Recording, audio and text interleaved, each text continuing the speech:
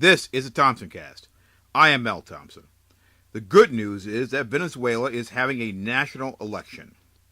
The bad news is that I am concerned that if in fact Hugo Chavez does lose this election, there may be a coup. I have no other way to put this other than to come right out and say that. Do I anticipate that this would evidently happen? Is there a 100% chance that this will happen? Absolutely not. The hope is that if he does lose, then the transition to another president would be peaceful and swift according to the laws and rules of Venezuela.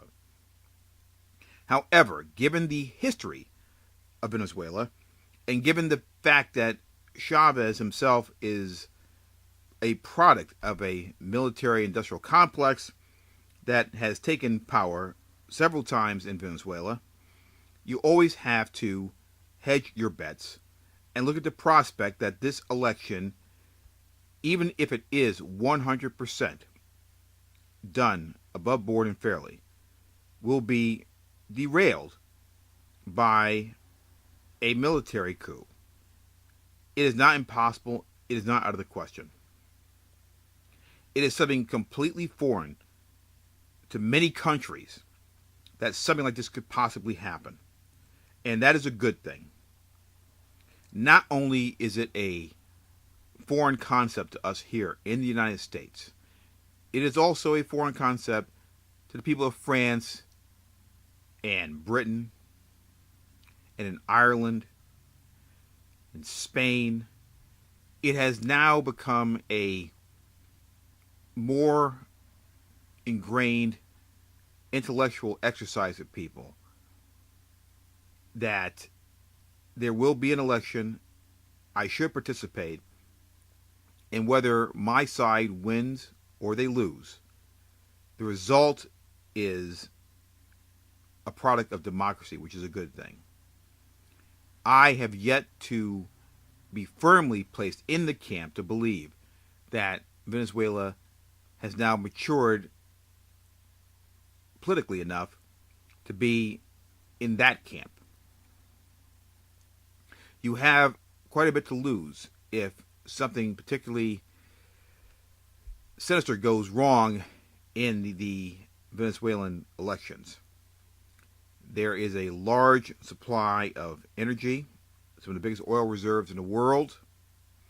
Eventually, Chavez will be gone, and the contention between Chavez and the United States will dissipate, meaning that at some point, you're not going to have the same type of political risk that you have now when dealing with Venezuelan companies or foreign direct investment. And by this I mean, what is going to happen next? What shoe is going to drop next? I have to get more credit insurance because I'm not sure if Chavez is going to have a verbal jousting match or a confrontation with the President of the United States or other people over a particular issue and then retaliate in some way. Chavez, as a political leader, has done nothing to increase the comfort level of foreign direct investors and or political risk analysts like myself. In fact, he has caused us most of the contention and worry that would inflict our daily analysis day after day, month after month, year after year for quite some time. I don't pick winners and losers. I don't comment directly on elections, or at least I try not to, unless it is absolutely obvious that from a moral standpoint, somebody needs to say something.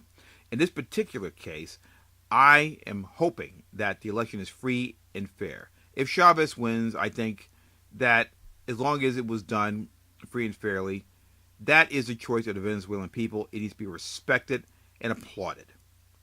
If, in fact, he does lose and there's a new president of Venezuela, I'm certainly hoping that there won't be any backlash from the Chavez camp in the form of a military coup. Enrique Capriles and I'm hoping I'm pronouncing his last name correctly, is a former state governor. And over a period of time, he has gained substantial ground over Mr. Chavez, or on Mr. Chavez, during this election cycle. And Chavez has been in power for 14 years. And the people who relied on him the most are those who are in most need, the poor and the disadvantaged.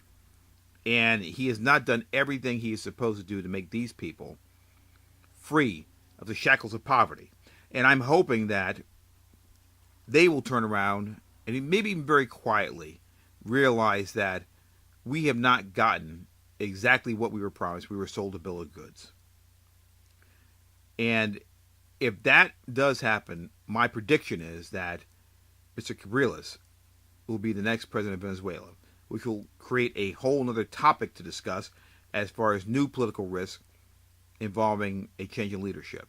But there will be a time frame between a potential Capriles election and the inauguration that will be the most significant time where political risk is at the highest.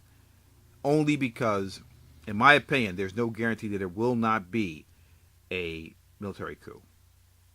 Hopefully, I am completely and unequivocally wrong, and things will go peacefully and smoothly for the Venezuelan people.